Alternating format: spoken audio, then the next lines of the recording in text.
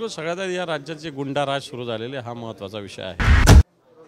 अर्थसंकल्पीय अधिवेशनाला उद्यापासून सुरुवात होत आहे। विरोधकांनी यावरती बहिष्कार टाकलेला आहे। मात्र तुर्तास आपण मनोज जरांगे पाटील यांच्या आक्रमक भूमिकेवरनं अंबादास दानवे आपल्यासोबत आहेत, विरोधी पक्षनेते, त्यांच्याकडे जाऊया।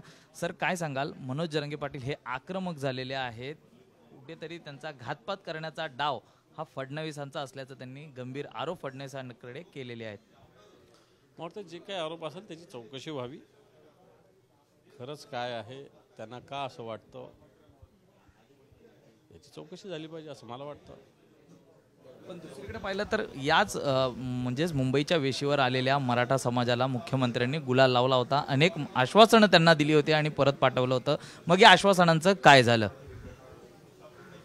मला तेच म्हणायचं आहे की मुख्यमंत्र्यांनी आश्वासनं दिलेली खोटी होती का?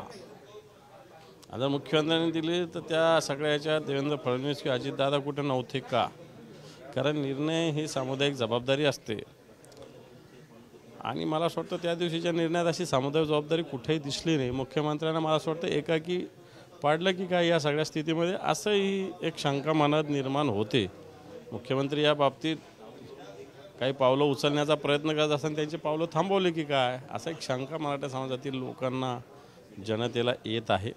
परंतु मनोज जरांगेने जे काही आरोप केले त्याची चौकशी व्हावी असं माझं मत आहे। दुसरीकडे ज्या पद्धतीने आरक्षण देण्यात आलं किंवा जरांगे पाटलांनी आता फडणवीसांवर केलेल्या आरोपांनंतर सत्ताधारी पक्षातलेच आमदार उपकाराची भाषा करायला लागलेले आहेत। फडणवीसांनी यापूर्वीच मराठा आरक्षण देऊन उपकार केले होते असं म्हणतायत, त्याकडे आपण कसं पाहता?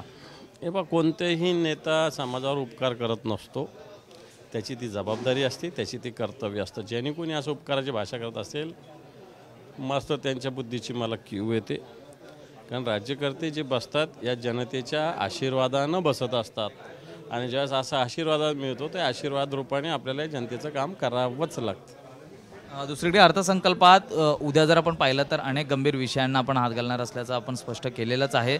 मात्र मुळात हे सर्वच प्रश्न घेऊन म्हणजे राज्यातील कायदा सुव्यवस्था आहे, शेतकऱ्यांचे पीक पाण्याचा प्रश्न आहे, त्याचबरोबर आरक्षणाचा मुद्दा आहे, हे घेऊन आपण कशा पद्धतीने सरकारला घेरण्याचा प्रयत्न करणार आहात? बिलकुल सगळ्यात आधी या राज्यात जे गुंडाराज सुरू झालेले हा महत्त्वाचा विषय आहे।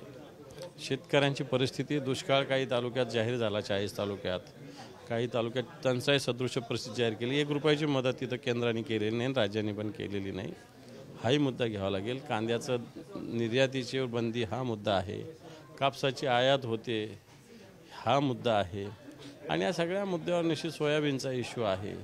या सगळ्या विषयावर आवाज उठू आंदोलनामध्ये, अधिवेशनामध्ये। तर नक्कीच अर्थसंकल्पीय अधिवेशन हे विविध मुद्द्यावरून वादळी ठरणार असल्याची भूमिका अंबादास दानवे यांनी स्पष्ट केलेली आहे। व्हिडिओ जर्नलिस्ट रोहित शिगवणसह मी सूरज सावंत, साम टीव्ही न्यूज, मुंबई।